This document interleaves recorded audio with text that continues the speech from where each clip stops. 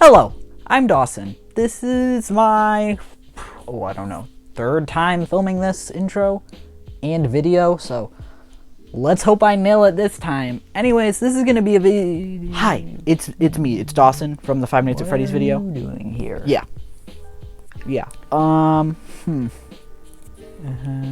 What was I gonna... I forgot what I was gonna say. Do you know that your pants are inside out? Yeah, I know. You do. Okay. Yeah. Oh God. Your shirt's inside out too. Oh. Yeah, you're right. My shirt is Inside out too. That's crazy. I didn't even realize that my shirt was inside out too.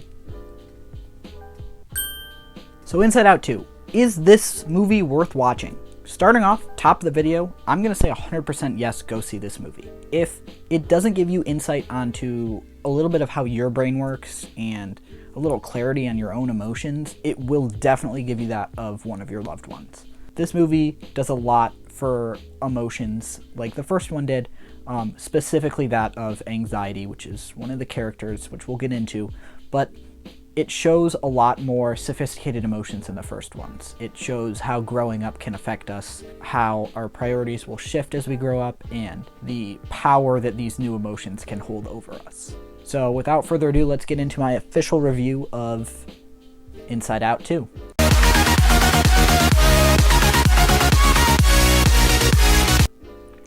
Starting with the humor, this movie is hilarious. There's so many plot points and little Easter eggs, little details, little stuff that you will see in the background, or just locations or stuff like that that are just really funny. The first one that comes to my mind is Riley's vault in her mind. It's where she keeps all her secrets, all of her secret crushes, and it's a hilarious scene. It also kind of makes you think like, I wonder who would be in my secret vault of secret crushes. I personally can't think of any right now, I don't think.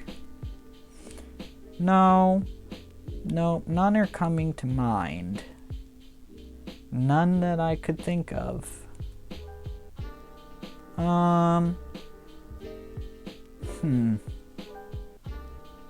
Nope, got nothing. But it is a really funny movie. Anger, I would say, is the MVP of comedy in this movie. His little outbursts are always hilarious. Moving on to the characters, there are two important characters in this movie. Firstly, being Joy, of course. Joy seems to be the protagonist of every movie. She is Riley's first emotion, the one that seems to always care for Riley. But she's also very self-centered in a way. She always wants Riley to be experiencing joy. And it seems to be a pattern that over the course of these movies, she comes to realize that Riley needs to experience all of the emotions. So the same thing happens when Anxiety comes knocking, played by Maya Hawke, who does a fantastic job.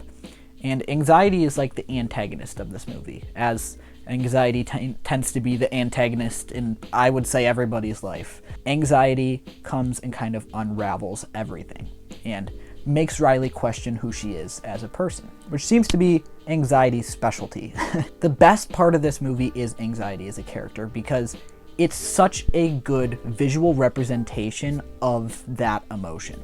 Mixed with Maya Hawke's amazing voice acting and the color choices. Orange as a color is great because orange in large amounts has been proven to induce anxiety.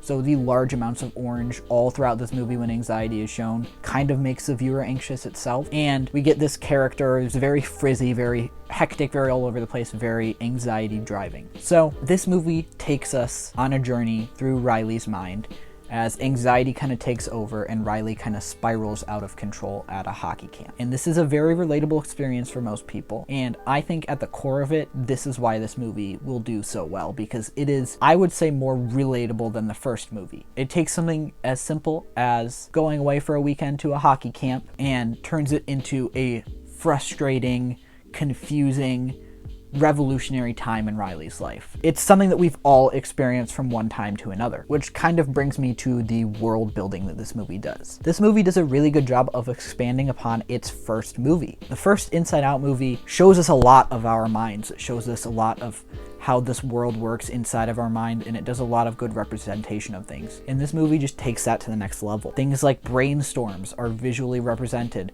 Things like anxiety attacks are done, and they're done so well. And its linchpin of this movie is the anxiety attack. I think personally it is the most emotional thing I've seen in a Pixar movie in a long time, because there's all this build up, and then there's silence, and we just get to watch Riley feel. One thing this movie introduces is called the sense of self, and it is this core of your mind that takes all your memories and it creates beliefs, and all these beliefs are weaved into a beautiful sense of self. And the message of this movie is that your sense of self should not be one thing, like I'm a good person, or on the flip side, I'm not good enough. It should be a collaboration of all of your beliefs, everything that you are as a person.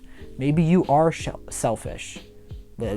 Maybe you are selfish. Maybe you are creative. Maybe you make bad decisions sometimes. Maybe you are kind. Maybe you're not kind all the time. It doesn't matter, because it's all you. You have to take the good with the bad and accept all of it as the person that you are. It's a really good message for a movie, and it is very important for the younger generation to get now.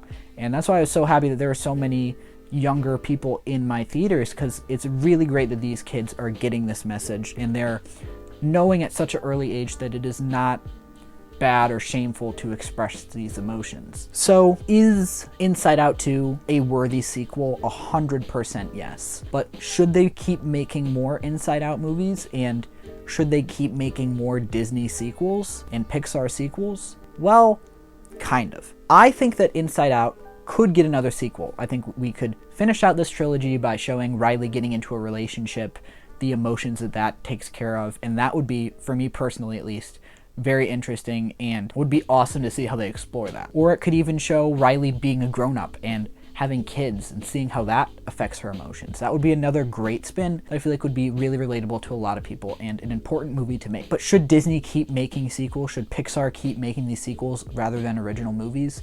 I don't think so. I don't think so. Pixar recently announced that they are going to be focusing on sequels, reusing IPs that they already have instead of creating new ones. So movies like Turning Red, Luca, the new Pixar movie that's coming out, I believe it's called Elio. I don't know how it's pronounced.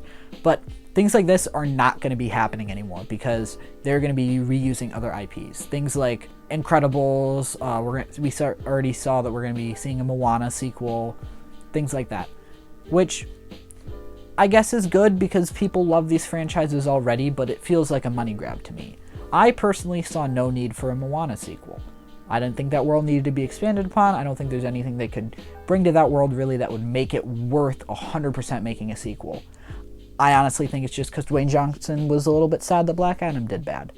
Which, I feel you, buddy. I know, it was not a good movie. But what can you do? And I don't think the solve to, Disney kind of going through a rough spot is more of the same. I think the best way to get through this is to create completely new original movies. That's a whole discussion for another time. Inside Out 2 is a great movie that you should definitely go see this summer. Take your family, take your friends, take a loved one. Maybe you guys will come out understanding each other a little bit better, and your own minds a little bit better. I give this movie an 8 out of 10. Definitely recommend watching it. That's all I got for right now. I will see you guys on the flip side. Bye-bye. Ready? Explosion!